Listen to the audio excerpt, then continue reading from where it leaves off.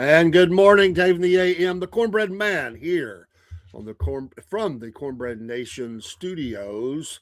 It is Monday before Christmas week, and be busy at the stores. Be careful out there on the highways and byways, as people will be going crazy trying to get that last minute item or getting to grandma's house for whatever. So travel will be horrendous. It always is. The orange barrels will seem to have grown overnight, and they will be everywhere. One lanes, backups, you name it, it's going to be ugly on the major highways and the secondaries because everybody tries to find that special shortcut to get around to the sale. The lines will get longer at the stores, the tempers will get shorter, the road rage will increase. And yet we are still excited that it is close to Christmas, the celebration of great things, the birth of our Lord Jesus Christ as in the flesh. Emmanuel, God with us. What a blessing. Your verse today, John 17:3. And this is life eternal, that they might know thee, the only true God, and Jesus Christ, whom thou hast sent. Amen. That is John 17:3. And this is life eternal, that they might know thee, the only true God, and Jesus Christ, whom thou hast sent. We pray you know the Lord Jesus today in a personal way and are covered by the blood. Amen. Merry Christmas and happy Monday. Get up and get going. A lot of you off of work. Maybe some of you have to work. The schools are out. The kids are happy. And all is well, mostly. There's still a lot of issues in the world. That's just the way it goes. We hope that your health is good. We hope that you'll have a wonderful time with your family and that you'll get along this Christmas time. And maybe you'll be going to a Christmas play or something like that.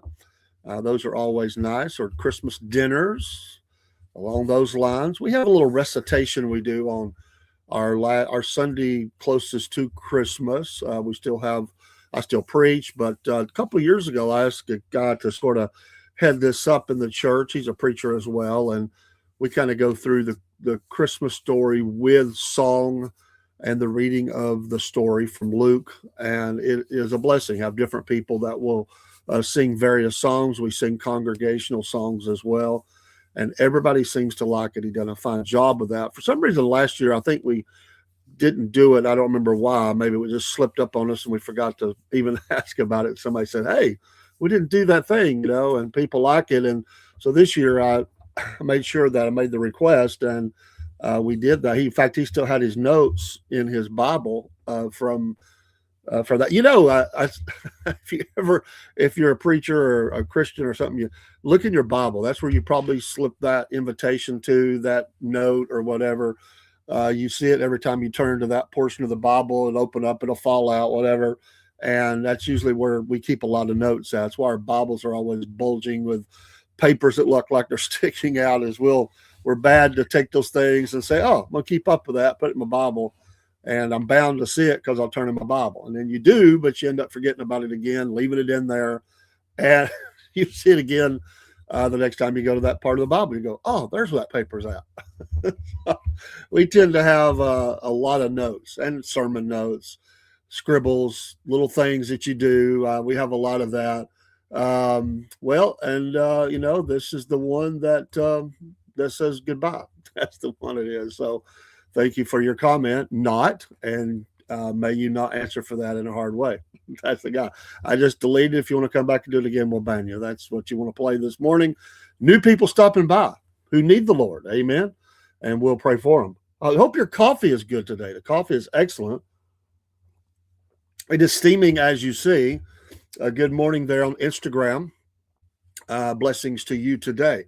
Hey, it is a national day. We always celebrate the national days that we have. There's only a couple today. It's not very, very heavy today as far as national holidays.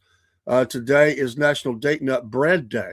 So that's kind of nice. I could deal with that. I could deal with the Date Nut Bread Day. It is also Forefathers Day, although they give a disclaimer. Then unless it falls on Sunday, then it's the following Monday. Never seen that one before. Usually It's just a national day, but it is Forefathers Day. And I don't remember celebrating that, but it is the National Forefathers Day. So this was started, or it commemorates the landing of the Pilgrim Fathers at Plymouth on December 21st, 1620. The Old Colony Club of Plymouth, Massachusetts introduced the observance in 1769. Rather old observance. One of the oldest ones, if not the oldest ones I've seen in the national observances. The town observes the holiday on December 22nd, unless, as we said, on Sunday, then on the following Monday. Very nice. Carrying on the traditions established in 1769, the Old Colony Club recognizes the forefathers with several events. The celebration begins at 6 a.m. with a march by the members of the top to the top of Coles Hill next to the statue. Next, they read a proclamation honoring the forefathers, and followed by a ritual firing of the club's cannon. Interesting. Nice. I like it. That would be a rather cold march at 6 a.m. Not as cold today as it has been, but I think that's pretty cool. I did not know that. So, but it's cool. I like the national days, and those are just two. Usually we have at least four. Today we just have that. This day in history. The movie The Graduate was released on this day in 1967. The Lincoln Tunnel opened in 1937, 30 years apart, obviously. And remember that the Berlin Gate was opened on this day in 1989. And in 1984, a famous trial, a very, very famous trial, the Bernard Goetz, when he shot the four black youths, who ordered him to give them $5. All four survived but were seriously wounded. After 9 days on the run, he will turn himself into police. A jury will rule he acted in self-defense, but one victim will win a $43 million judgment against, as they described him, the self-styled subway vigilante. But he was found innocent of that, and was found it. We have the right, and so this was a famous case. This was big in the news. They talked about this. If you were alive at that time, you remember much about it. They did. It brought in there was a lot of money spent on this trial. There was a lot of people upset about it and claiming he just went there to kill people and da da da. But they not allowed to have a gun in the city or handgun. And anyway, I remember that case very, very much, and I thought it was pretty much open and shut. And he was 37 at the time, but they surrounded him and demanded the $5. And he later stated, after wounding three of the unarmed men, he pointed his gun at 18-year-old Darrell Caby, who was not wounded but was cowering, terrified in the car, and said, "You don't look too bad. Here's another." Goetz then shot Gaby in the back, severing his spinal cord. Three of the youths recovered, but Gaby was paralyzed and suffered permanent brain damage. He fled the scene, but turned himself in New Hampshire. 9 days later, during the subsequent interrogation, he admitted on videotape that when one of the threatening young men smirked at him, he wanted to kill them all. The racially motivated shooting caused considerable controversy in New York and around the country, especially after Goetz pleaded in charges of attempted murder. The subsequent criminal trial. Remember that very well. Very much was in the news quite a bit. And, the subsequent marches and everything else that occur. So, but yeah, that was on this day. Those things will always be in our memory banks. They will always pop up in history. Good morning, Vintage Youth, this morning. But yeah, that was on this day in history. So very interesting as we look back. I always wonder, 1,000 years from now, what news will still be taught. People will look back and they'll always grab news, and it'll be what it is. But I just wonder what news items will they look at. What will capture their attention if we're around 1,000? If the Earth is still here and things are the way it is, and we're still living here and not destroyed ourselves or whatever has happened, which I know that won't fully happen, but I just wonder what news would even stay around. Like, what would they teach in the history books about this time frame? Right now, what would survive in those? We'll just say the within from our all of our history that we have now forward. What will be taught, and in around our time, 2025, 26. Is there anything that would stand out? Would it make it in a history book? Would it be talked about? Books being written about it? I always wonder about that because a lot of things get lost to time, lost to history, and they don't stay around. Of course, I always thought it was funny how on Star Trek or Star Wars, or especially Star Trek, they would go back and talk about on Earth, circa 1984. This gentleman was responsible for, you know, healing the masses or something. So I always wondered about that. What will we look back and our the great grandkids and look back and what would they be studying about? Let's look at birthdays and see if there's any that stand out today. Sometimes there is not. It looks to be kind of light today as far as people that I would cover, but Ralph Finez, 62 today. And by the way, if it's your birthday, happy birthday. Hector Alonso, 88. I know him, actor.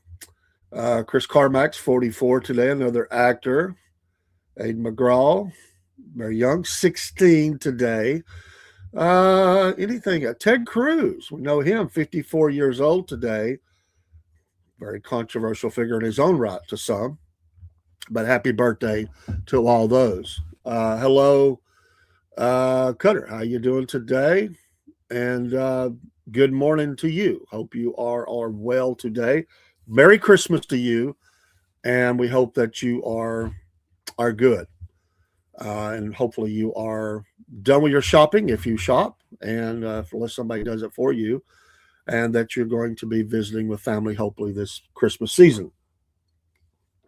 Tonight, as I've been announcing, we are to have Miss Mary Fagan King tonight, she's the great niece of little Mary Fagan, who was, this was a famous case here in Georgia. This is her book, 500 pages, big book, got a lot of history in it. She's going to be on the air with us tonight from Blue Jay. Blue Jay. I started Ella J. So where did I get Blue Jay? But anyway, she's going to be talking about this case and the ongoing battle to defend the memory and or the true victim of this case. She has fought against all the politicians and people that are trying to get things changed about that case. And she's going to come on and talk about that. You're very welcome. I've talked to her on the phone and looking forward to having her on the air. We are the first podcaster in Georgia, strangely enough. Happened here in Georgia. She lives in Georgia. The case is all here. We're the first and only podcaster in the state of Georgia to have her on for an interview. I'm looking forward to talking to her. We're not just looking for interviews. It's a case I'm very interested in. We talked about it here a while back. I mentioned someone said, I think her great niece is still living. We already have our own. I said, absolutely. Reached out, and we're going to be going down to Mary Fagan's grave the day after Christmas and lay flowers and clean on the grave. And we told her we would be doing that. She tries to make it down as often as she can. As again, she just lives up here, in the northern part of the state, very northern, and doesn't get down every week, obviously. And so we told her we would be glad to help with that as when we go down. So we're going to be doing that. And I talked to Miss Amy Petula yesterday. She's wrapping up her cruise. We'll be back in the city today, and said she's very excited. So let's get the date set for the interview. And she wrote, and I have laid my book somewhere. I've got to find it. The Corpsewood Manor murders, very famous case up here in North Georgia. And we don't cover murders all the time. It just happens to be that this is two that came to us, and they're both Georgia, and they're very well known. And so the Corpsewood Manor murderers, the two people down in that area at Pigeon Mountain, matter of fact, not on the national or the protected government areas, but they found a little plot of land they could get surrounded by it, and that's where that happened. Fascinating case, has a lot of different parts to it, and we're going to be covering interviewing her about her book that she wrote. I gave you a little snippet when I went and at her book signing. We gave her about 5 minutes of a 35-minute talk she gave, and we'll have her hopefully for at least 1 hour. And the date will be settled soon. In fact, today, as long as we can get everything lined up today. We've got on the 29th, Scott Smith will be with us on, that's a week from tonight, be talking dirt tracking. Another gentleman in the dirt truck world. We're going to get together right after the first of the year. He wanted to wait till after the holidays because he has limitations on what day he can do it. He works a lot like me, and we're going to do that one at a different time. I'll talk with Dean about that, but that won't be done pretty soon, right after the first year. First date that he's available after the first of the year, and we have one or two more in that to be wrapped. Will be scheduled soon. We have some loose agreements out there, and then Chris McDaniel is going to be with us soon, formerly of Confederate Railroad, and is going to talk about serving Jesus. He just saw 11 people saved in a meeting out of town. He obviously will be on fire about that and talking about serving the Lord Jesus Christ and his love for him and service to him, as he is he's amazing. I've met him before, and looking forward to that. So these are just some of the names and faces that we're going to be having on in the next 3 weeks on the podcast, and looking forward to talk to these folks. Again, the premise has always been to let people share their story. And, I don't go out. I don't have a spot, never have, where I say, I got to book somebody for this spot. Never have. And we've always just been led by interesting people that we want to tell their story. And timing is everything. And what time should it be shared? And, if it's all lined up, if it's meant to be, it happens. If it's not, it doesn't. It could be politician, entertainer, preacher. It could be anybody. It could be kids. It could be whoever has something they want to share. We want to be able to help them do that. It could be a small business. I have great respect for that. I have reached out. I didn't hear back. There's an organization, a veterans organization that has reached out, was reaching out to people about their organization. I've heard of them before. I really like what they do. And I have put the feeler out there for them to come on and share more about it. I can share the info, but they're the ones involved with it. I'm hoping to get them on to talk about it. It's in the area of really helping the wounded warriors and veterans recover. And I'm looking forward to that. They have a unique ministry to them, and I want to get them back on. We also are getting very involved with Wolf Nation and the hiking and Appalachian trails and other world, and going to have different people on talking about their experiences and or preparations. And, I reached out to one gentleman yesterday, matter of fact. This is his, what do you say, third attempt at making the AT, had injury the first 2 times. I've asked him to keep us updated and come on. Hopefully he'll come on and share. And that's a common theme. Not everybody finishes. Some people, we're talking about a through hike of the Appalachian Trail. Some people get so far and injury or other things happen and they have to leave the trail. And sometimes they don't. Some will go back and finish. Some say, I want to start it again and do the whole thing. I want a through hike. I don't want a section hike it. I want to say that I made it all the way to the end, front to end, whether that's northbound or southbound, and say I did it. So I know one guy, or lady, it's her 4th time, and each other time it was not because, she said it was injury or illness that drove her away, and she's made hundreds of miles, but 2,200 is a long way, and many, many months, a lot of time invested into that. So didn't always make it. Good morning from South Florida. I see you there. To the Point Podcast. We gave you a follow. Thank you for dropping in, and we appreciate. Hope things are well. I like the name of the podcast, To the Point Podcast. That's very nice. Over on the Rumble side, last night I had Miss Kim covered up the screen covered up. And I was thinking, I better get over here. Rumble Studio doesn't come over into the StreamYard regular. The straight Rumble does. But y'all give, if you're on the Rumble side, give To The Point podcast. And if you're still on there from South Florida, when do you usually broadcast? Do you have certain times or what? I would just be curious to know, my friend. If you're still there, we'll look you up. I haven't had a chance to check out your show yet, but saw you in the chat of another one, and yeah, absolutely want to follow you. Tell us, pop in, and tell us about your podcast. We thank you for dropping in.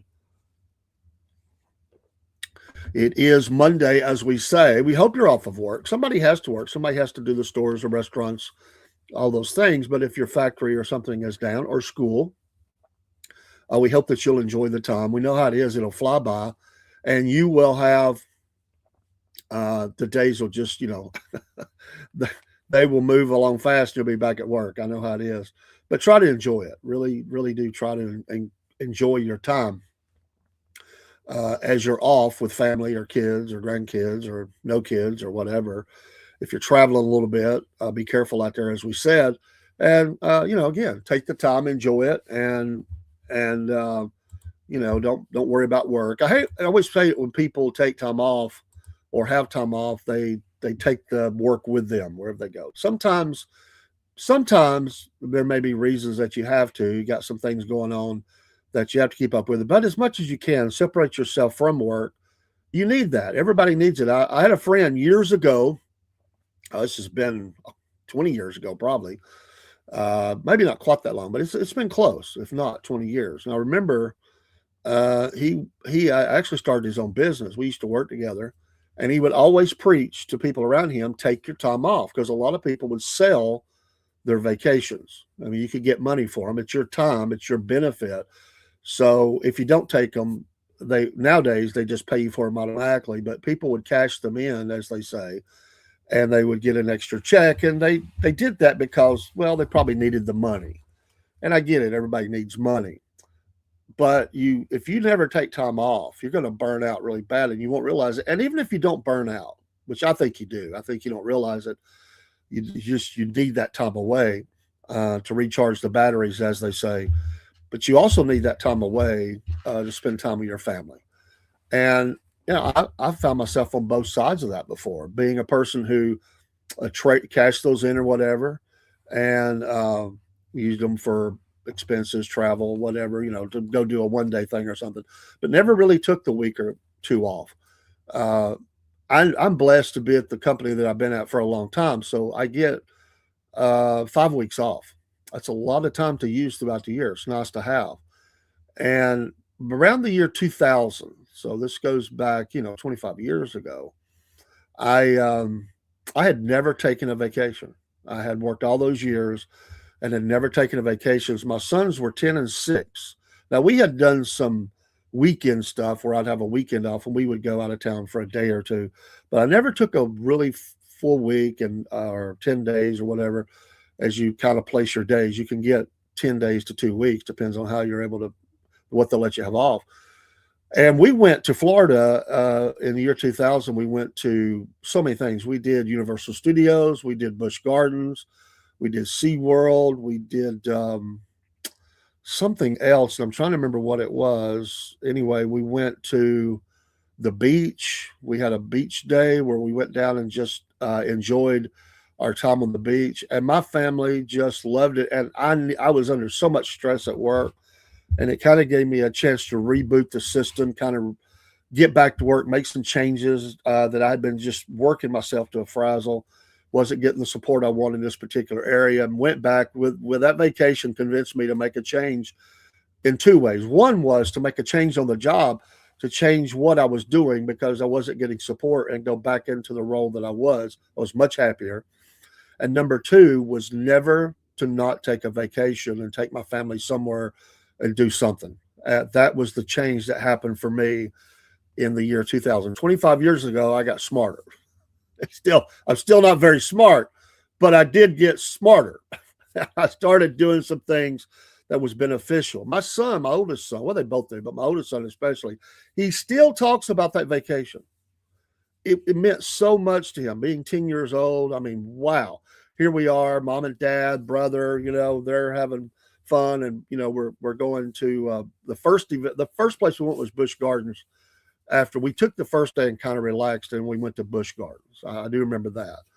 And, they had been to small, we have a place up here. It's nothing like that, but they had never been to nothing that big. And it was just amazing to them. It's just awesome. And, SeaWorld was a lot of fun always. But I want to tell you, I think the funnest place for them was Universal Studios. They just loved that, the rides and all that with it. As far as a place to go, their favorite thing was the beach. We went across the bay. We were staying in Tampa and DeSoto State Park, and went to the beach out there. It was a very beautiful place. The beach was not crowded. It was somebody recommended it to us. We went over, crossed over the bridge into this little community and paid the toll and whatever it is. And we went there and just had a blast. We really, really did. And when we left, my son, he was having so much fun. He cried. He was like, I don't want to leave. And I really felt bad because I was thinking, wow, I didn't really pay attention to just how much because they, if you don't know, you don't know. And if you go out of town and nobody, I mean, if you've never experienced it like that, then you never really understand just what you've missed. But once he's seen it, then he was like, wow, time off, get to go do all this fun stuff. We spent a bundle of money.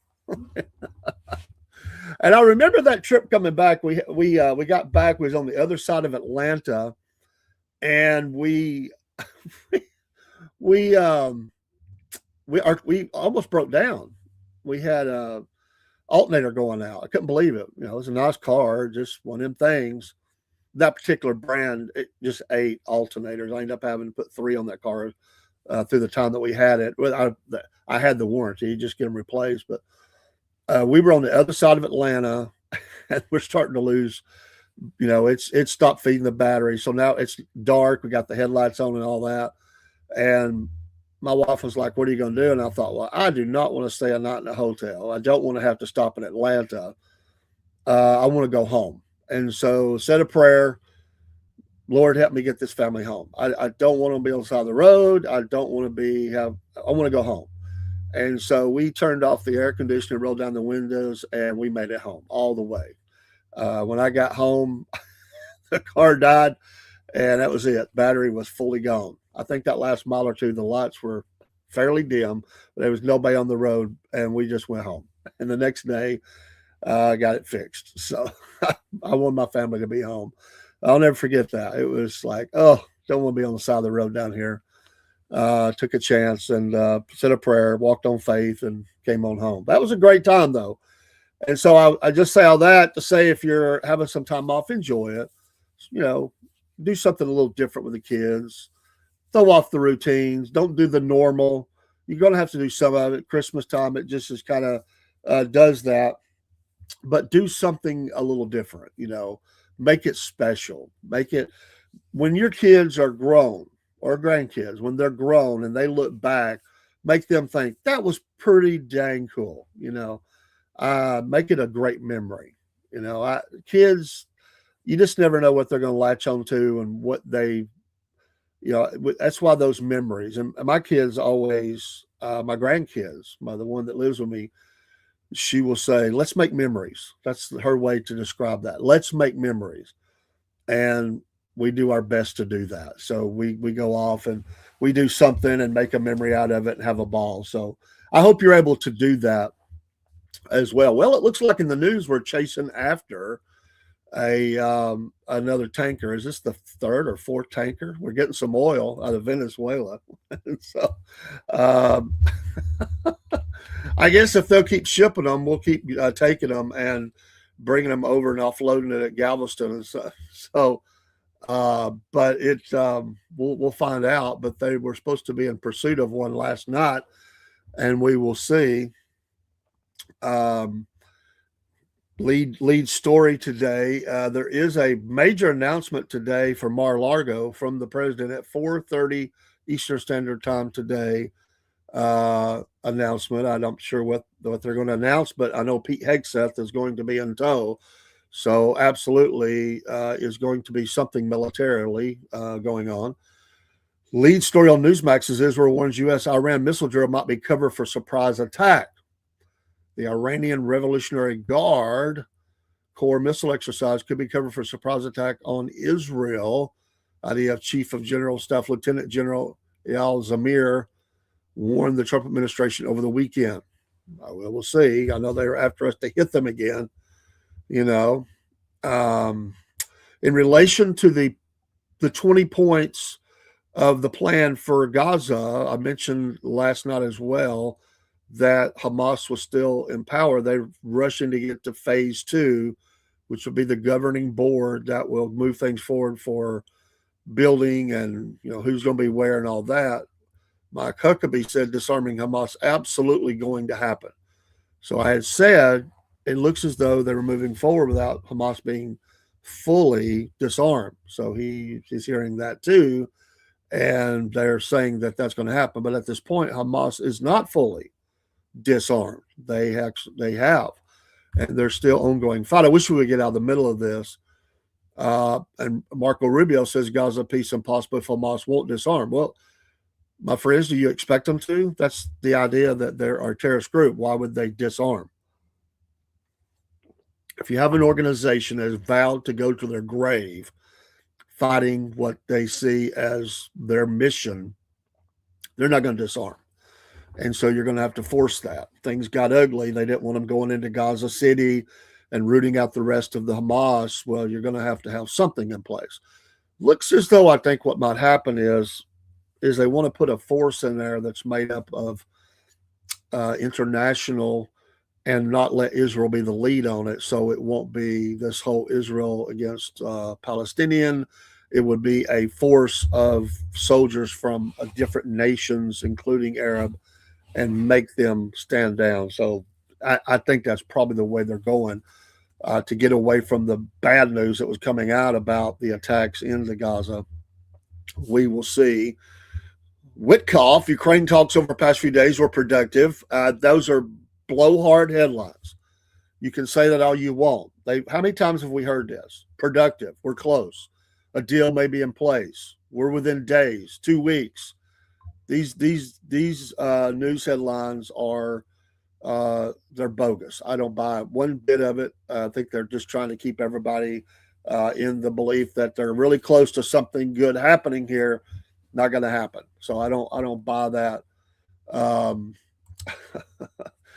Another story, as Greenland has been in the news as the president wants to use them, he has announced his Louisiana Governor Landry as the envoy to Greenland. Could he be the future mayor of Greenland? Or governor or whatever? I mean, I don't know. Because we've been talking about advancing our interest in Greenland. He has announced that the great governor of Louisiana, Jeff Landry, as the United States special envoy to Greenland. Jeff understands this was the president's quote. He's not walking this back. Jeff understands how essential Greenland is to our national security and will strongly, word to use, advance our country's interest for the safety, security, and survival of our allies and indeed the world. We're going to set up shop on Greenland. It's coming. He said, congratulations, Jeff. I think he's putting his guy in place is what's happening here. We'll call it envoy for now, and we'll see where it goes because I think they're going to do something there.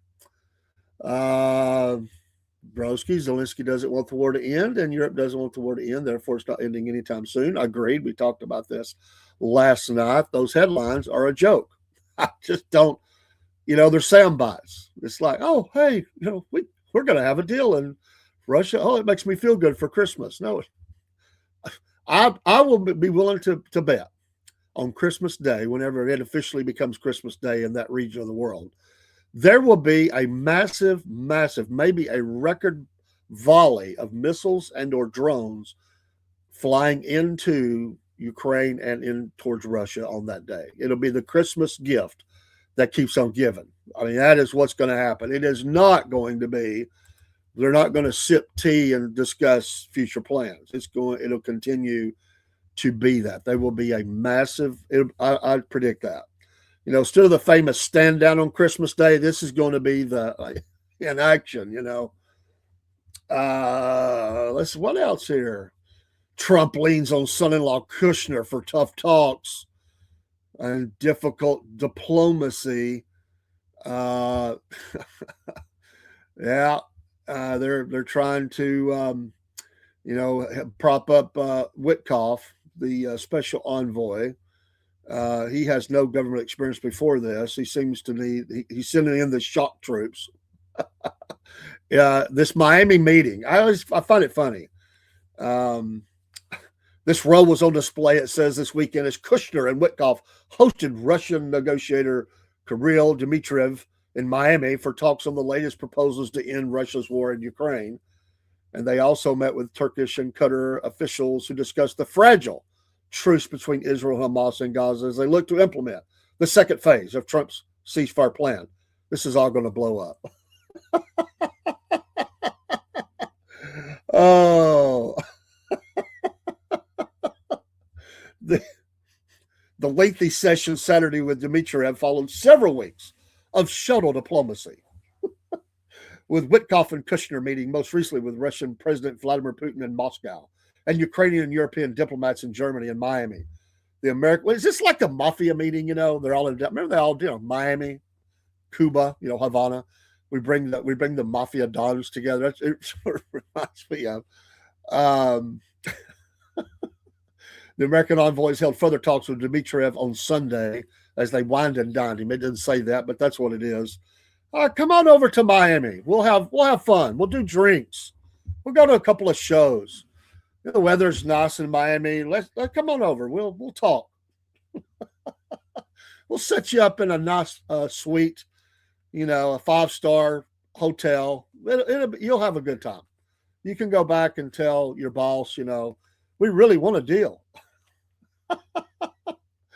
Oh.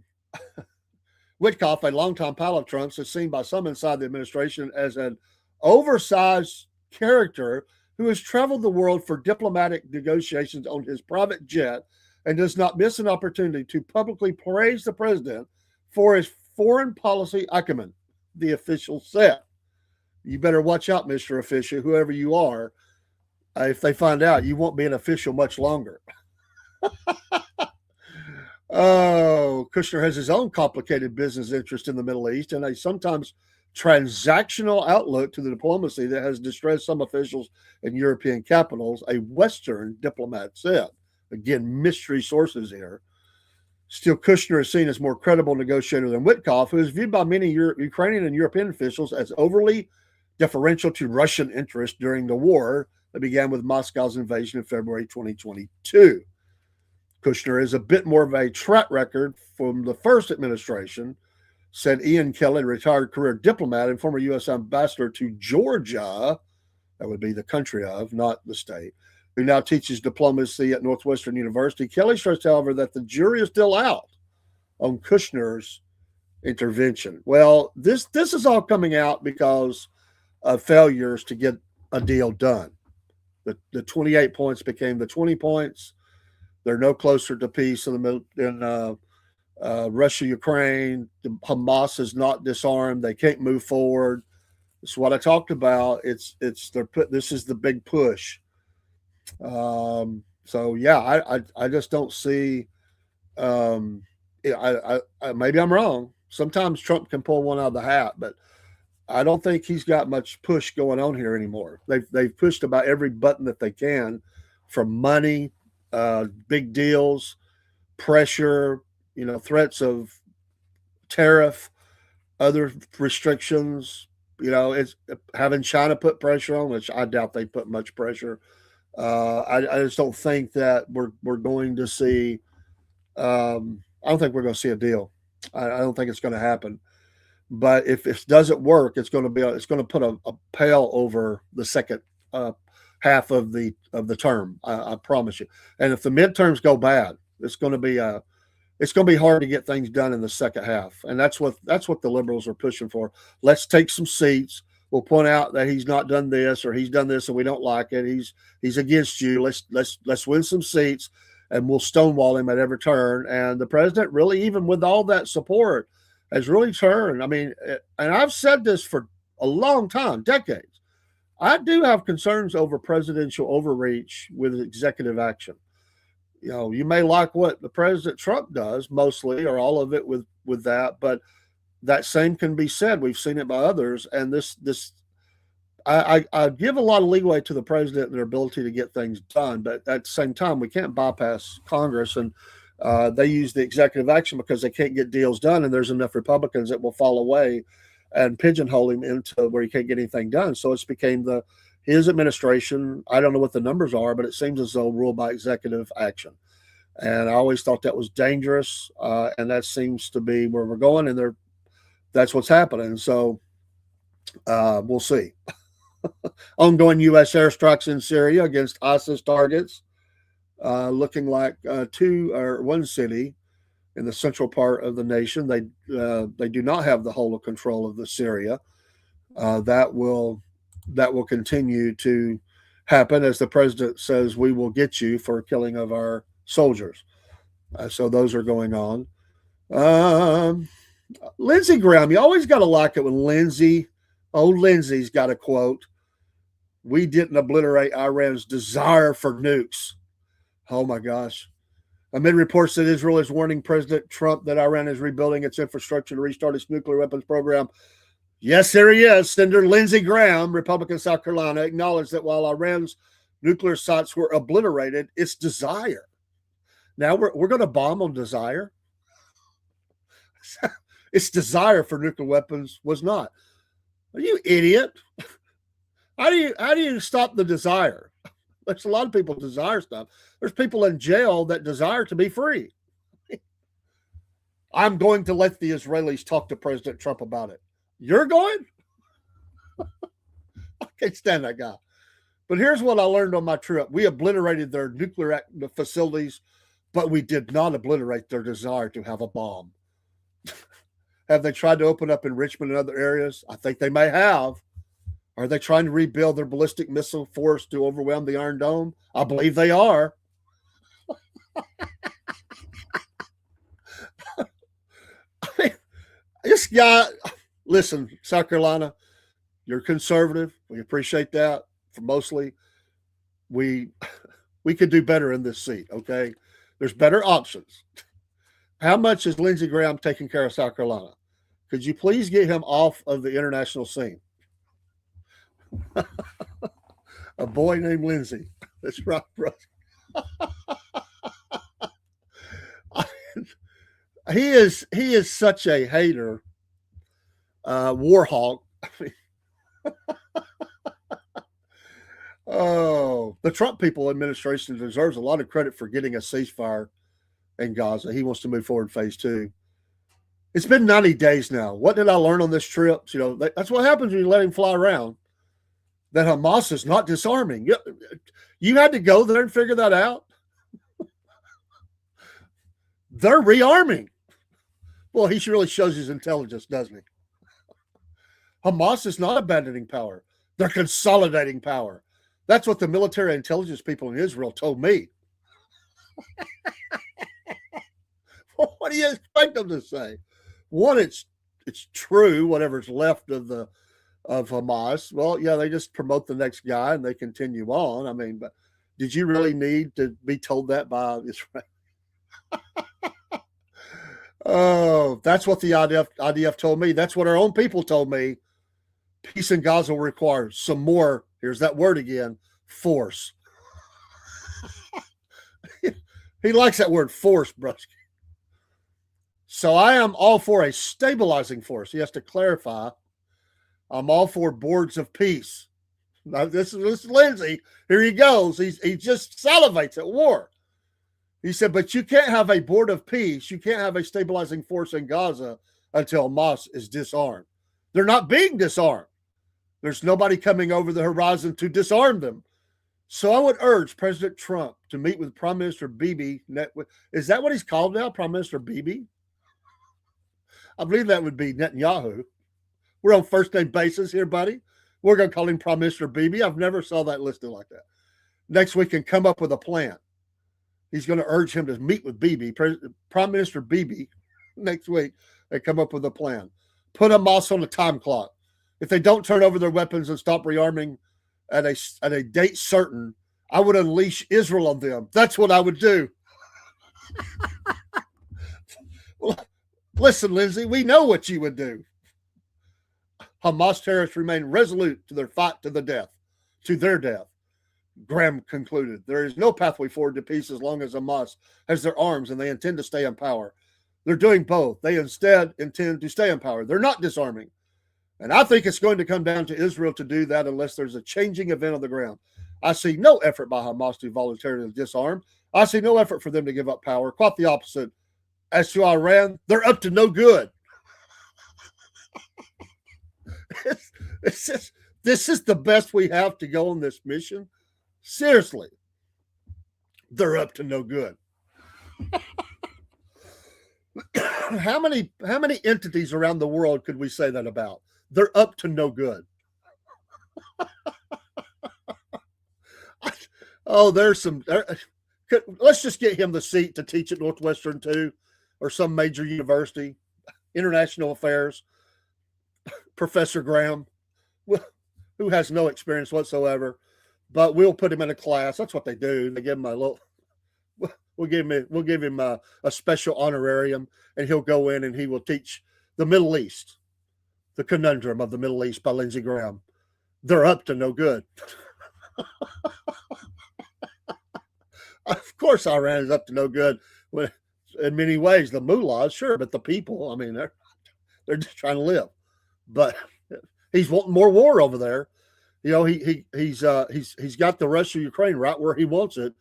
You know, that's why he's not over there, because wherever there is the potential for peace, Lindsey Graham goes in and he steals it and he makes sure it doesn't happen. Well, now he's afraid. Oh my gosh, they're going to phase 2. Oh, we've got to point out this Hamas deal. We've got to unleash Israel on them again. We got more war we can have here. Good Lord. This guy's as bad as when Hillary was running around the Middle East, or Madeleine Albright. Good Lord, what a bunch of losers. I mean, this has got, I always thought, I don't care what side of the political aisle you're on this point right here. I really don't care. If you're a foreign power of any kind, country, whoever they are, and you look up, here comes the good old US of A plane, and it lands. And those 3 people at any point or all together or any combination are getting off the plane, it has to cross your mind. Is this the best they have to send us? This is Loserville. Madeleine Albright, I mean, that when that came off the plane, Hillary waddling off the plane, Lindsey Graham strutting off the plane. You got to be sitting there going, oh my God, here they come again. Oh, I think I would call up the president and say, could you get these losers out of our country? I mean, we're being nice to them because, we don't want to, we may not agree with you on everything, but really, seriously, do you have to send this to us? I remember one time somebody complained about, I don't know if it's Hillary or Melanie, I can't remember. And somebody complained and they said, this is our elected leader. You will deal with them. I mean, because honestly, it's an affront to some countries. Honestly, it is. It's not nice. Lindsey gets off the plane, stands on the tarmac at Ben Gurion Airport, and says, I'm here with a message from America. We know that Iran's up to no good. Well, I'm working feverishly to get more war started. I mean, working feverishly to get the president to listen so that we can support you in a full onslaught of destruction. That's what he wants. He was there that night when they were supposed to be close to a deal, meeting for a deal. He was in the war room with Zelensky, watching the drones and missiles get fired off. I mean, the very night, on the eve of their meeting the next day, the next morning, They're to meet for peace to try to get. He's sitting there watching the intel of these drone strikes and stuff coming up. I mean, it just killed it. They never met. They just went home. I mean, wherever he shows up, there'll be some war. There'll be some. The negotiations will break down. That's Lindsey Graham for you. What a horrendous article. They're up to no good. Oh my goodness. The tanker seizures, according to Newsmax, they are targeting Maduro's cash. So this is what they're saying. It is not an attempt to grab oil, retired U.S. Navy Captain Brent Sadler said Sunday on Newsmax. Well, the Democrats are on that point are absolutely wrong. Sadler said it's actually about going after the money and the support structure of this illegal regime, the Maduro regime in Venezuela. By the way, I'm surprised Lindsey's not over there. Why is Lindsey not in this part of the country? We're on the eve of bombing runs on Venezuela military targets. Why is he not there? I guess because he knows that's going to happen. He's got to go somewhere where he's afraid war's fixing to end. He says it's going to take more than just a few weeks or a few months, he says. So get ready, folks. Venezuela thing, I told you, it's not going away anytime soon, and the carrier group is going to stay in that area. They're going to continue to, he says the regime will continue to drive the country into socialist hell to go after the cartels. So they said earlier on Sunday they pursued another sanctioned oil tanker in the Caribbean Sea. I was trying to look, and the oil, he said, is another piece of the puzzle. That's another major cash market for the illicit regime, and you're seeing these interdictions not just in the Caribbean, pointing to the Iranian regime's efforts to acquire Chinese weapons. So this makes the administration's efforts a global attempt to stop this illicit dark fleet that's not just supporting the Maduro regime. What you're seeing here is going to be just the beginning. Just the beginning, he says. And I think the pace is going to pick up. He framed the tanker seizures as part of a broader strategy that reaches beyond Venezuela, saying oil shipments can feed other U.S. adversaries and complicate global trade. Well, it's bigger than the Maduro regime, so I have to state that up front, because much of this oil is going to support the Iranian regime. It's also funneling money to Russia's war effort in Ukraine by facilitating the transfer and the sales of this illicit oil to China and other countries, some of them which are our partners and friends. By the way, I did the show last week. Was last week when I did the show about China versus USA militarily. Some loon come in and just lambasted me and saying China is not a threat to anybody, that all of their military is overstated and it's decrepit and all this stuff. Really, you believe that? Whoever you are, it's okay. I appreciate your comments because all are welcome as long as you're not being ugly as far as the language and stuff. But to that gentleman, I would just say, really? You can buy that story all you want, but China's been building for some time now. And we're not talking about, wooden boats, sinking in the ocean. We're talking about some highly productive military armaments. I mean, they're certainly, their Navy they've grown that a lot, and America has sit back and watched that. So you can be on board with that or against that or whatever you want to be, but to say that, act as though that it was a worthless show, that's not true. We may not have all the intel, but it's pretty well known that they've been building militarily for some time and even expanding their ability where they're at with that military capability and making deals and partnerships around the world through cash and other things, forgiveness of loans, whatever it is, they're making deals. And that's why Greenland is in target, because of that. If it's not a threat, dude, there's no need for it. If it's not to counter Russia and specifically China, there's no other reason for it. I mean, it's not going to turn into the Las Vegas of the North. Okay, that's not what that is.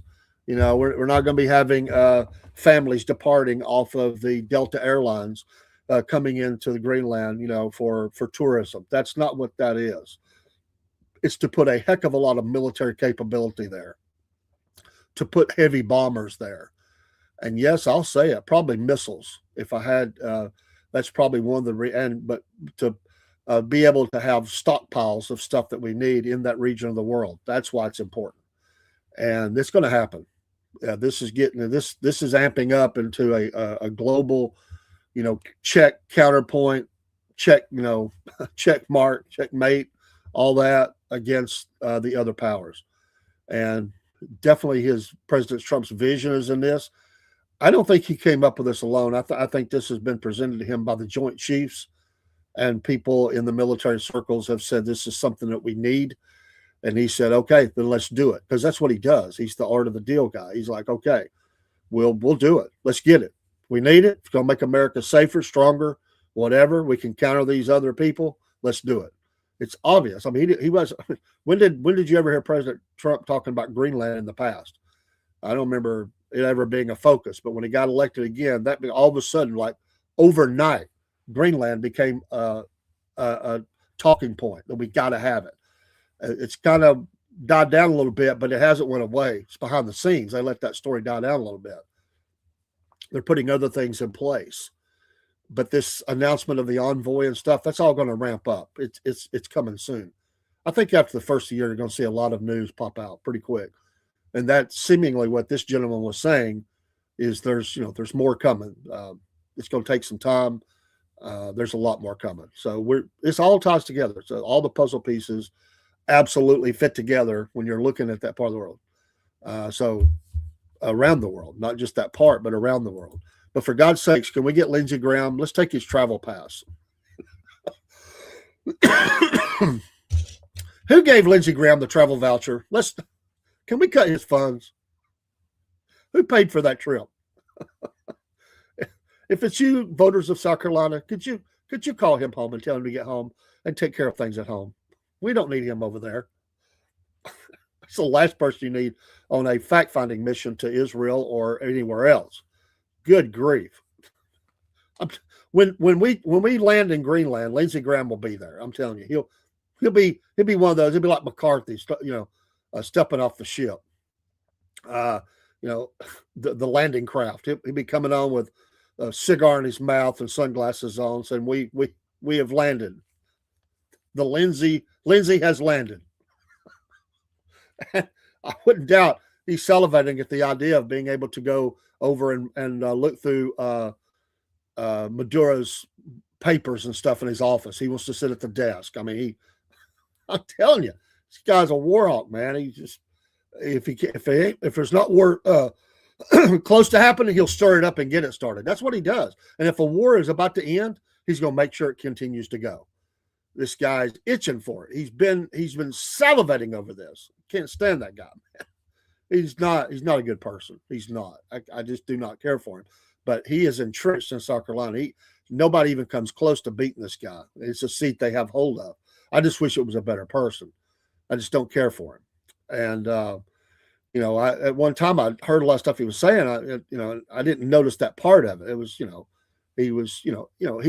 was over the the committee when some of the Supreme Court justices were being voted on. He was over that, and it were difficult ones, and I thought he probably did a pretty good job at that, and sort of mutual respect with some of the elders, even though they deeply opposed each other, and it had gotten ugly. He did bring that home. He did see it through, and I give him credit on that one. I'll give a credit where credit's due. I thought he handled that pretty well, because that was so ugly, especially the one of them. It was Kavanaugh's was very ugly, and but he was able to navigate through that. And Dianne Feinstein was very sick. I mean, she was in the stages of dying. I mean, let's face it. And was trying to show her respect, and even though there was deeply opposed, I thought he did a pretty good job. But on the international scene, this guy's horrible. I mean, he's absolutely horrible. And I still think he's a good person. I just don't. I can change my opinion, but at this point, that's what I would say about that. If you're not registered to vote, for anybody listening, please be registered if allowed to. We always say that, and I would hope that you all are. but make sure that you get that. There are elections coming soon. There is time to get registered. It is so easy today to get registered to vote. Don't let the crapola that goes on in the states, and we got things to clean up here in Georgia, absolutely, still clean up, but don't always vote. Make your voice known. It's an honor for me, and if you can think of nothing else, think of the dead soldiers who were littered across Europe in graves that defended that right of freedom. That's what I think of. If the candidates all suck, and sometimes they do, sometimes you go in, you're like, my gosh, this is choosing the worst, the less of the suck. Just think on those soldiers, and go in and pray and just do the best you can with that. But don't let them take your vote, because don't let it be some dead person voting your name or whatever, or they steal your identity or whatever. I mean, because it's this stuff happens. Stay on top of it. There has been cases where people went to register to vote, and they said, "Well, you're already registered. You've been voting in the last, for the last 5 years." Whoa, I haven't voted in a long time or ever. When did this happen? This has happened. Those lists are being updated. We've cleaned up a lot in a lot of counties and stuff in Georgia. There's still, I think, probably some work to do in Fulton County. We've heard reports out of there. And there's the real problem was the votes that were coming in from outside of the state. Votes that were coming back, voters that went outside the state. They moved, but yet shouldn't have been voting in Georgia, but did. They came back in and voted. All this stuff's got to be cleaned up. It's all got to be cleaned up. But always vote. Always, don't make sure that your information is accurate. It makes it be very difficult for somebody to steal your identity. And plus, you don't want somebody stealing your identity anyway. That's dangerous.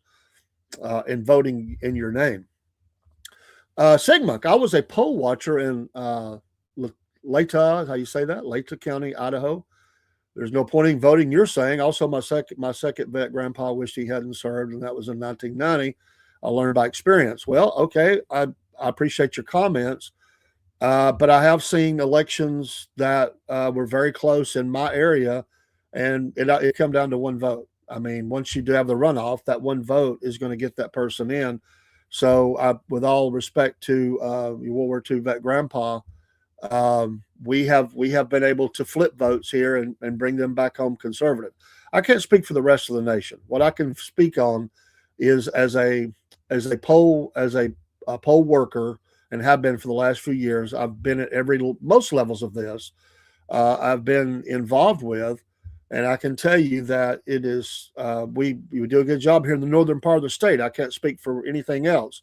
But I can tell you the hard work and the dedication of the election workers here in the northern part of the state. And we do think it makes a difference, even though there are problems, and we know there are problems. We've seen that, but those come from the center of the state. Well, sure, there's that goes on, Sigmund. That's why we don't stop. We got to continue to push and fight to make sure that we don't see cheating. We have to do that. And the cheaters can come from anywhere and any side. Absolutely. But I still, again, I'm not opposing you. I'm just saying that's a difference of opinion. I have always been honored to do that, and I'm going to do my duty. And for me, I'm not saying for you. I'm just saying that I think that it is something that people have paid the price for. Freedom has a cost, and it comes with the bodies of dead soldiers. And we always have to stamp out corruption. I mean, that's always the threat. We live in a fallen society.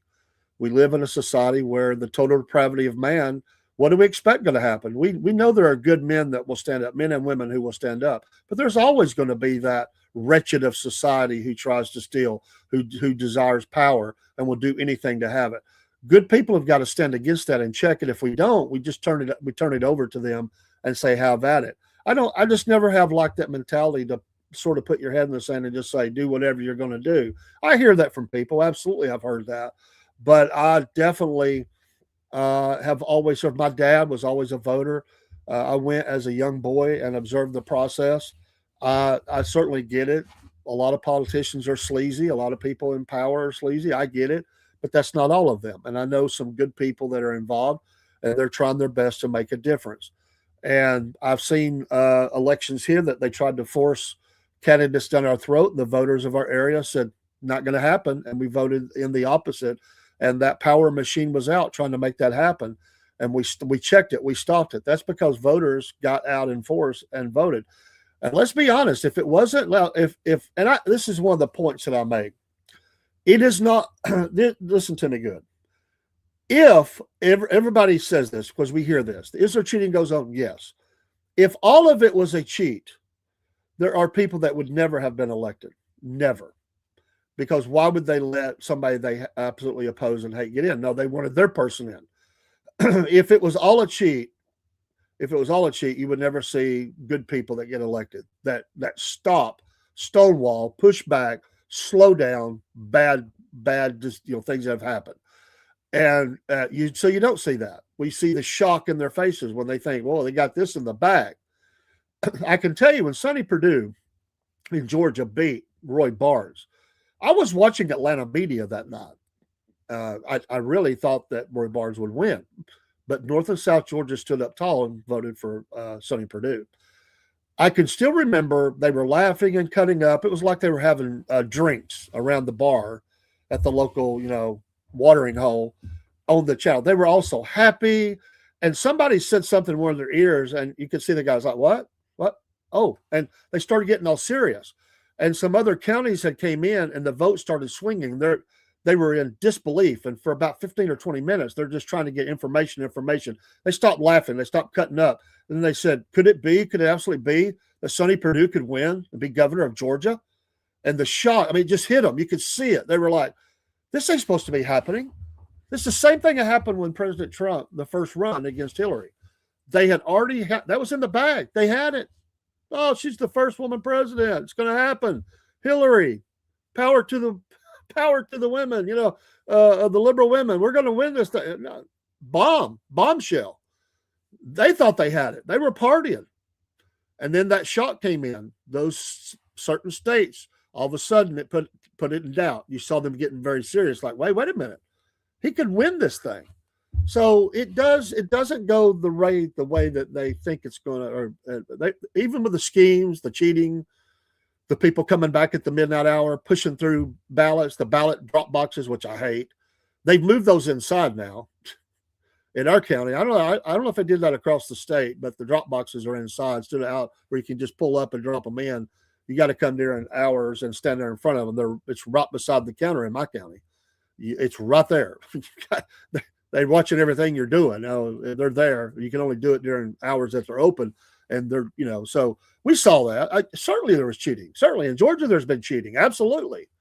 But I do say, and the mail-in, as you mentioned, we have to watch that. We have to watch, the machines and whatever else. We got to make sure that everything stays. Well, and you saw what happened. One of them was bought out, right? And they're going to do away with them. That contract will die as the billionaire, whatever he was, went in and bought the company. The Dominion, wasn't it? He went in and bought it and says he's going to do away with them. They have contracts for a time. He'll end up breaking those contracts or seeing when they end. And, that's one way they're trying to do away with them. But I can just tell you that I keep a really close tab on what's going on in my county and specifically in my precinct. And I've been watching these numbers. I go in and I do a deep study on them in my county, district by district. And, and watch and see and look at the numbers, look at the number of voters, who voted, how these break out. And I can tell you, it's legit in my county. I can tell you, and I've worked with, or watched and worked with, and educated myself on some of the follow up. A lot of people don't realize what they do, and I don't know about the state, but I can tell you that after an election, there is another counting that goes on, and there is people from both sides. There are other officials that come in, and they look at everyone to make sure that. They look these numbers over, and it takes a while, and then it's basically the certification of the election we just had. This last one was a runoff, and it didn't take as long, I think 2 or 3 hours they were done. But I had stopped by right after they had left for the day, and that's what happens. You bring these people in; they all have to agree on, um, that this vote counted this way or whatever, and make so they go through that. So there are a lot of checks and balances to it. Uh, I can tell you that the armed escort for the memory cards that get taken first when we end an election in Georgia, because we do use the Dominion machines, scanners, and of course the BMDs, the ballot marking devices, and I've worked every level of that. And when there's a problem, if something happens on it, it gets taken out of service till it is fixed. And if it can't be fixed, it is taken, and they just don't replace it. It is taken. If something malfunction, it's not pulling the ballot up right or whatever it is. But I can tell you at the end of the day, that is the first that we have to work very hard, because we have to, three of us, it requires three. We have to work together to take those memory cards out. Those memory cards get sealed, and under police escort, those are picked up by election officials and taken back to the election headquarters and uploaded to the state. And so it's just a lot of parts to it. I mean, it's a long day. It starts real early and it ends late. And it has, in my county, I feel totally confident of where we're at and what we're doing. I have not seen a problem there. And at times they will come into your state and do a state audit as well.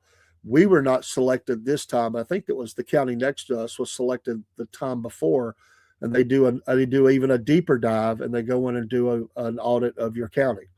But there are a couple of 3 counties in Georgia that it may not be the whole county, but there are problems within the county. We know it. Fulton County is one of them. And there's a lot of things that needs to be cleaned up there. And we got to clean up. We got to make sure voter rolls get cleaned up. And we have stopped people from voting. Now, most of the time, this is where, they don't have their information to the level it needs to be. Maybe they moved. Maybe there's a lot of different reasons. And so sometimes there's occasionally we have to say, no, I'm sorry, you can't vote. You're going to have to get this straightened up, and you can vote in the next election if you get this done. You got plenty of time to get it done. But I saw people missed out voting on the presidential election because they didn't have their ducks in a row. They had moved into the state. They didn't get things switched around like they needed to in time, and they didn't vote. Or they could have voted, but they didn't want to go through the process of what it was going to take to vote. So anyway, that's just my part of it. I'm not disputing that certainly there are problems across the nation. There are problems with those things, and we have to work very hard to make sure the attention is put on it. And all the paperwork has to be accurate, or you're going to be sitting if there was a lawsuit, you're going to be sitting in a witness stand, and you're going to be answering because that's your signature. I'm signing official documents. I print my name, and I have to sign my name on so many documents. At the end of the night, we work in a 3-man team. It's a manager and 2 assistant managers. The rest are helpers that help us do the election. But at the end of the night, it becomes our part of that. I'm the guy that makes sure that for my manager, I'm lining all the paperwork up and making sure that we have all the things that we need. There's a checklist. We go down through all that. It gets put back in a certain order. Then we have to go down to election headquarters, and all that gets checked again. And if anything's not right, it has to be corrected. But, you have to be very clear with your paperwork. And I can tell you there is a ton of paperwork. It's amazing. And they do a great job at the county office to make sure that it stands out to us. They color code a lot of stuff. You have to, 3 signatures here, 2 signatures here. There are guides that we go by to start things up, shut things down. There is and you don't willy-nilly it, and you do it exactly as it's supposed to be, or you can't be involved. And I went into it just to do my part as a citizen. I went in just to help. And I think a part of it was just to make sure, are we doing things correctly? But they had a need for 50 extra poll workers in my county. And I said, what can I do for my country, for my county, for my state? And so I said, don't know if you can use me. I called them up, and they said, absolutely. and there's training you can go to. We train every year, just like tax people. You got to go back to training, and we go through any changes that have occurred, new paperwork, alterations to paperwork, things are going to happen in a certain way. We go back through the whole process of making sure we're comfortable with everything that's going on, in case of emergency fires, whatever what would we do to keep the precinct open, and so votes could be going forward. Hello, Jake. And I stayed around. I just it's that I didn't know. I thought I would just be helping for that 1 year, that one election. I'm going to tell you, I love the people I work with. They are absolutely some of the best people, salt of the earth. Many of them veterans. I work with a lot of veterans who, and every one of them said the same thing. By the way, I've always asked them, people that I meet that are involved, and we have new people come on board, and I will say, "What made you do it? Why are you doing this?" And they will, every one of them, say the same thing. It's what I said. I want to help, do my part as a citizen, and I want to make sure that it's legit, that we have good, clean voting, and number three, most importantly, they'll say, for the guys in the graves, I serve beside them. I do it for them. That's what they say. If they weren't a veteran, they just say the first two, or say, I love my country and I want to do what I can to help. So I just think, again, it's not to say that I get, and that's the freedom we have, right? That's the freedom we have. I'm not saying you have the freedom not to. You have the freedom to say, I'm not voting. I'm not going to do it. That's the freedom we have. And I just like to stand on the point that I think anything you don't stand up for, I'm not for the ranked voting, and I want to stand against that in my state. I'm not for it. I don't like that. If you're not familiar with it, get familiar. It may have already happened in your area. It's a long day, but it's a fulfilling day. I'm very tired when it's over. I mean, I actually come home and do a show because I talk about election results. I'm beat. I can tell you at the end of that day, but it's a good kind of, my favorite part is after all day long, when we take everything back to election headquarters, we check everything in and we get the attaboy, like, great job, guys, is going out to my truck or car, whichever one I drive, and I'm driving home. It's about a 25-minute drive from election headquarters to my house, 25 minutes.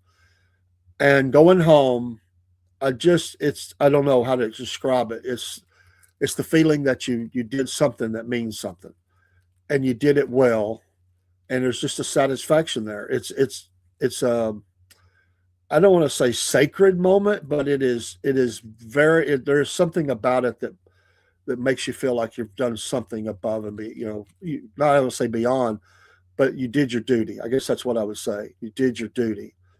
And when people say you guys are doing a great job, because we hear all the bad stuff.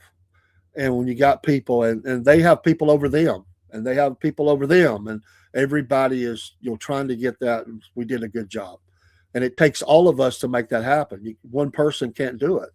A group of people can't do it. It takes a whole lot of people working together to make that happen.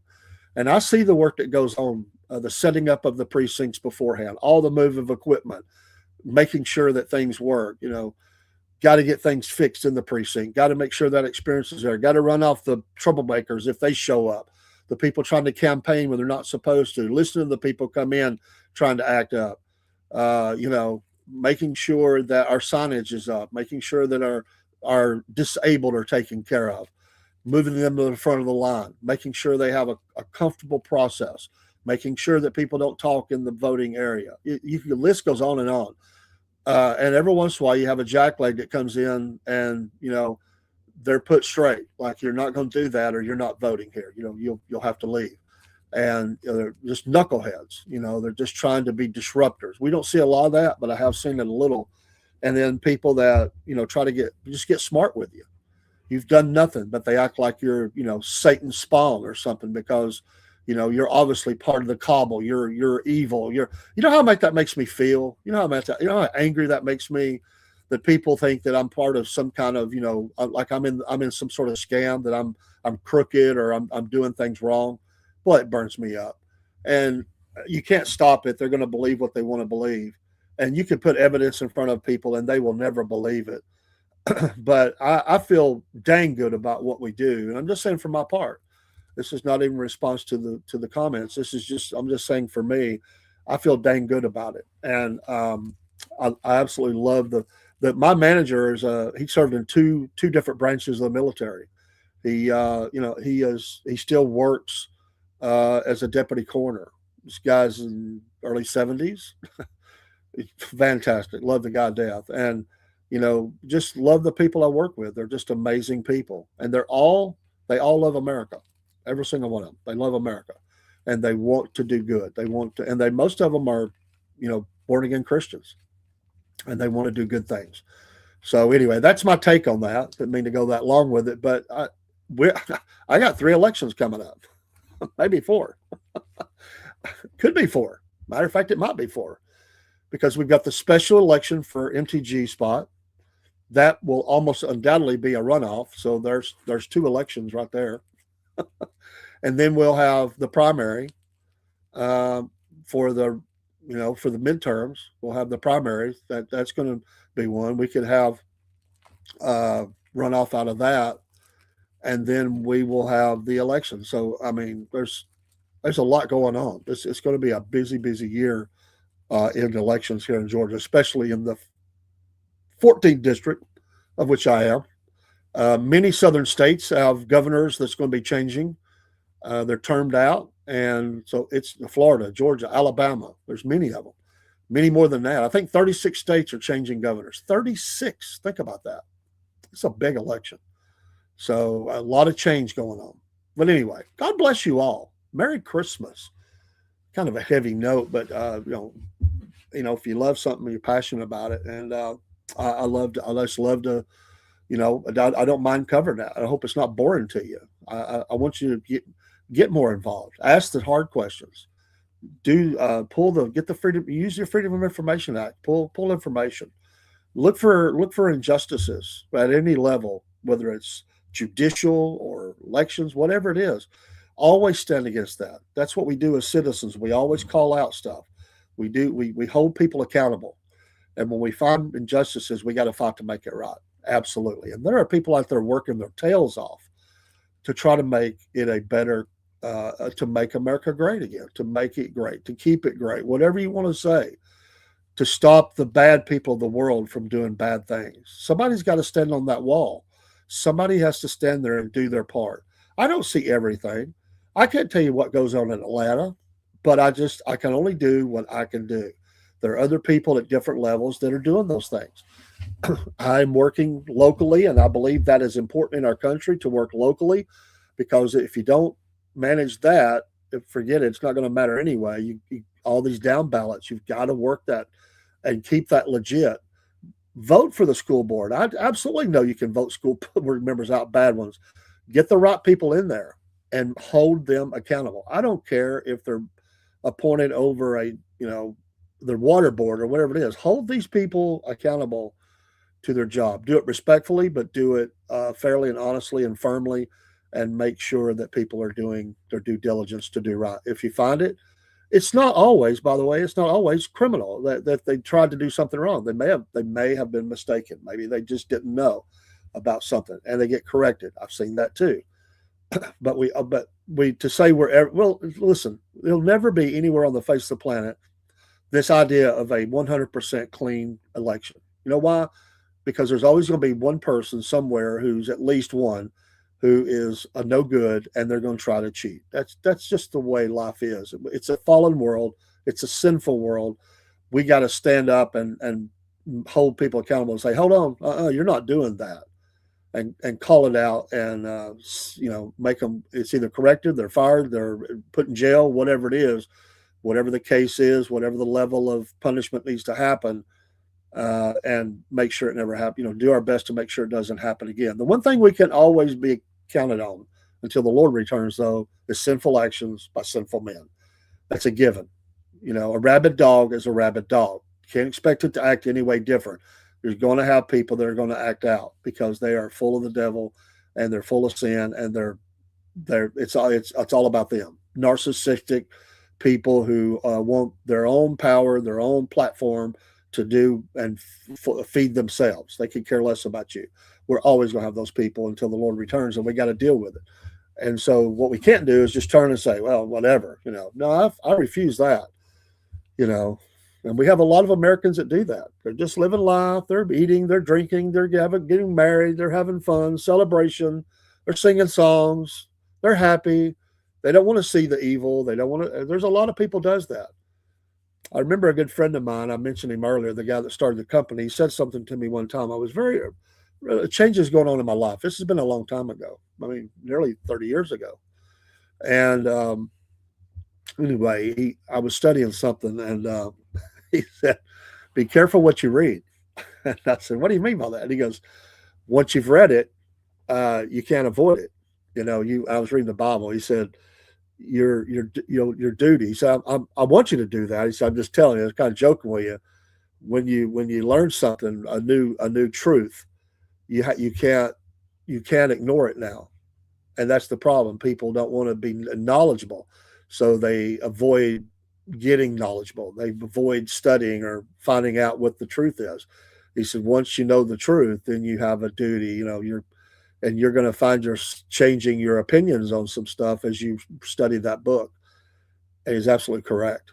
And I think that's the reasons I'm even here is just growing in that, growing as a person, and looking for a way to, at least in my little corner of the world, to try to make a difference. Am I successful? I don't know. I'll let God decide that. But if I can encourage somebody, just encourage. Do something. Step up and do something. You know what? A lot of people gripe about those in power or those who have been elected, but a lot of people won't even run. And if we want to make change, sometimes we may be the one that needs to run. Absolutely. And I have talked to a lot of those people too. They never ran for elected office ever. And when you ask them why they ran, they said, "I felt like it was my duty. I felt like I needed to be the one I needed to be the change agent to make it better." And so it started at the grassroots level. I saw this all across the South, people running for school boards, commissioner seats, and things like that. They felt like I could make a difference. I want to protect the kids. I want things to be right for my county, my city, my state. I want to do my part. And God bless them. They never ran. They're not politicians. They've never ran. And they don't even put down anybody that's ran. They just say, "I feel like I'm supposed to. I feel like it's a calling that I'm supposed to run, and I need to run." Remember years ago when people said Christians shouldn't be in places of elections and all that? Bogus. I can't even believe somebody would say that. What? They're not supposed to, a Christian can't serve? Come on. Ridiculous. In fact, you want somebody who has some sort of values. I mean, certainly. Not to say they won't mess up. Some Christians mess up. Sure, they're imperfect. But to say they shouldn't be elected, it's ridiculous. Come on. Hey, that's the show this morning. Appreciate you. God bless you. We'll be back on this evening again. For those that might not have been tuning in, she will be with us tonight at 7 p.m. Well, hopefully nothing will happen. All technical issues, hopefully will not. But 7 to 9 p.m., Miss Mary Fagan Keene, to talk about this historical case in Georgia and the ongoing fight to protect the memory of the true victim in this crime, which was little Mary Fagan. Tune in tonight, and other shows as well. Be a busy morning, busy afternoon, and then we'll have some fun tonight. And yes, we'll have fun, and I'm looking forward to it. The first of several interviews we hope to have with this wonderful person who I've talked with on the phone. We talked for a long time. The first time we talked, she's got a lot to say, and I can't wait. So I'm going to turn her loose, and we're going to deep dive. We'll give the gist of the case. We'll talk about yes, there was a movie made about at least one, and we'll talk about decisions that were made and what's going on today. It goes into today as they're trying to make changes and set a guilty man free and give him, pardon. Well, he's guilty. He shouldn't get a pardon. But anyway, that's the show. That's going to be the show tonight. a special Wolf Nation production. And I look forward to having this author on. And she is the great niece of she is family of hers. She's going to tell her story too, because there were times she didn't know all of it, and she has dedicated herself to a foundation to make sure that ongoing there is money there to make sure that things are when she's left this place, there will be people that will caretake for that and the grave and everything else. They are keepers of the story, and they're going to keep defending her and her keeping her memory alive in the right ways and the grave and all that. So tune in tonight. Have a great afternoon. Go shopping. Get it done if you can. And we will see you this evening, Lord willing. Thanks for tuning in. We appreciate you so very much, and have a blessed day. And pray for us, and we'll pray for you. Absolutely.